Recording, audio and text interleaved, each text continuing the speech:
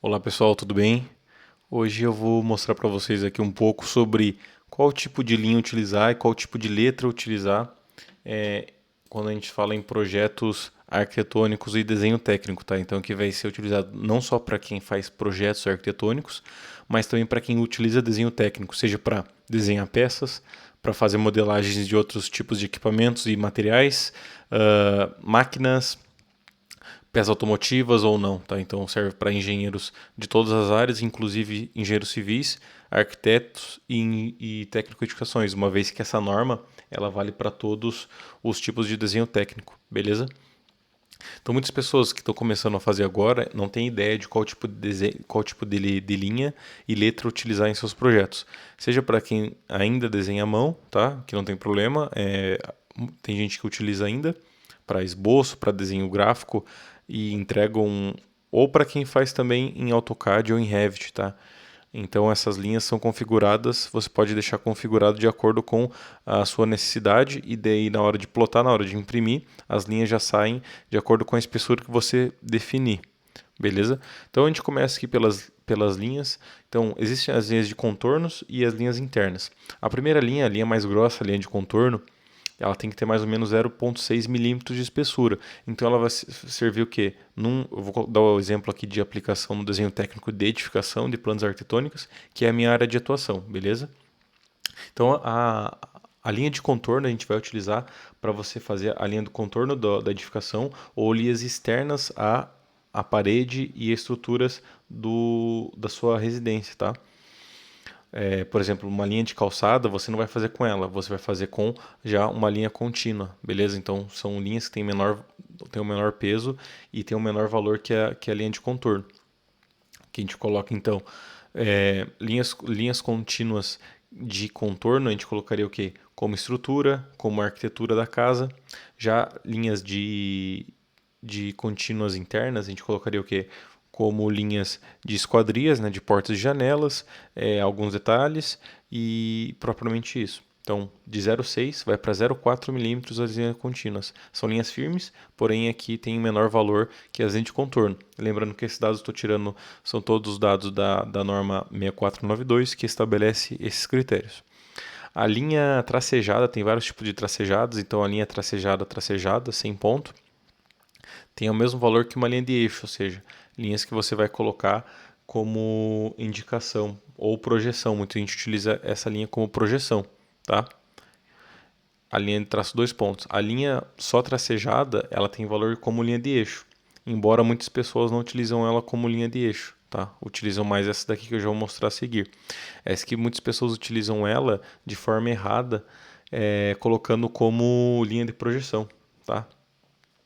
A linha de projeção, na verdade, ela é uma linha com dois pontos, tá? Linha e dois pontos. Então são linhas que elas são muito importantes porque deve ter o mesmo valor do que a linha de contorno. São indicadas para representar projeções de pavimentos superiores, marquises, balanços, escadas. Muitas pessoas utilizam essa linha aqui ao invés dessa, tá? E tem uma espessura de 0,2. A linha de eixo, aqui é essa linha que a gente vai utilizar em cortes, indicações de cortes, por exemplo. São firmes definidas com uma espessura inferior a linhas internas, ou seja, menor que 0,4, com traços longos e ponto, tá? Não é dois pontos e curto igual essa daqui.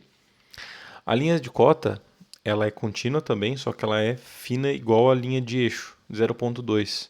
Justamente para não chamar muita atenção, né? Se você tem linhas de cota mais grossas ou iguais às linhas de contínuas de contorno ou não, você vai acabar tendo um projeto poluído e difícil de ler.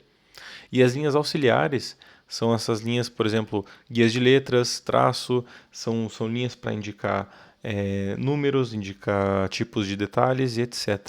Tá? Então, a gente, recapitulando, linhas de contorno 0,6, linhas contínuas, né, de esquadrias, portas, janelas, pisos 0,4, linhas de eixo, né, linhas de eixo 0,2, tá? 0,2 com linha comprida e ponto. Linhas de projeção, dois pontos e linha curta, tá? 0,2 também. Basicamente é tudo 0,2, menos as linhas auxiliares e as principais aqui 0,6 e 0,4, tá? Exemplo, mais uma vez, para fixar bem. 0,6. Alvenaria, 0,4. Portas, janelas e demais itens nesse sentido. Linhas tracejadas, tem valor de eixo, mas pouca gente utiliza, ou utiliza ela de forma errada. Linhas de projeção, marquises, escadas que estão acima, sacadas, mezaninos e itens que estão acima da linha de projeção, aquela linha de projeção de 1,5 m acima do piso. Linhas de cota, 0,2, tá? Fino.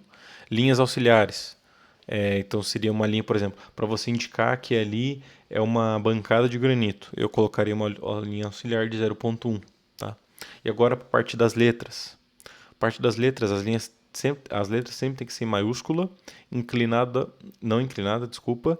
E esse aqui é um exemplo que ela dá, mas a norma não deixa específico a fonte. Muitas pessoas agora estão utilizando, né, de acordo com muitas pessoas utilizam Time News Roman, ou agora, para quem utiliza Revit, eu vejo muitos projetos em Arial mesmo, tá? Então isso a norma não diferencia, ela só pede que seja tudo maiúsculo. A mesma coisa para os números, sem ser inclinados. E a dimensão entre as linhas escritas tem que ser, não pode ser menor que 2. E as letras tem que ser, letras e cifras das coordenadas tem que ser altura de 3 milímetros, tá? E aqui você vai ter vários níveis de letras, né, de acordo com a importância de cada. Por exemplo, o título que vai ter lá embaixo provavelmente vai ser uma 4,5 ou 3,5 milímetros de altura. Aí as linhas internas, 2,5 e provavelmente letras de cota vai ter essa 2, que seria apenas 0,2, equivalente a 80, tá bom? Creio que é isso. Vou colocar uma coisa bônus aqui, que muita gente não sabe, mas a gente tem também convenções para tipos de materiais, tá? Que é isso daqui. Cada tipo de material, concreto, madeira, isopor, isolamento térmico, aço, vai ter um tipo de achura que você tem que indicar no seu projeto, tá? Por exemplo, esse aqui, concreto em vista, ou seja, visto de frente. Concreto em corte, quando você faz uma seção transversal. Mármore e granito, madeira em vista, madeira em corte, compensado em madeira. Aço em corte, isolamento térmico, isso que é utilizado muito quando tem drywall. Alvenaria em corte, dependendo da escala, tá? Claro, se você tem um corte visto de muito longe, você não vai fazer esse tipo de achura. Argamassa, então é quase igual ao do concreto sem os triângulos. Talude, enchimento de piso, aterro, borracha, vinil, neoprene e mastique, e mármore ou granito. Tem mais, mas esses são os principais, tá bom? Então espero que tenham gostado do vídeo. Tenha trazido algumas informações interessantes para vocês, seja para você que já tem experiência na área ou para você que está começando agora. Se inscreve no canal aí, considere se inscrever, deixe seu like e seu comentário, beleza? Valeu, falou!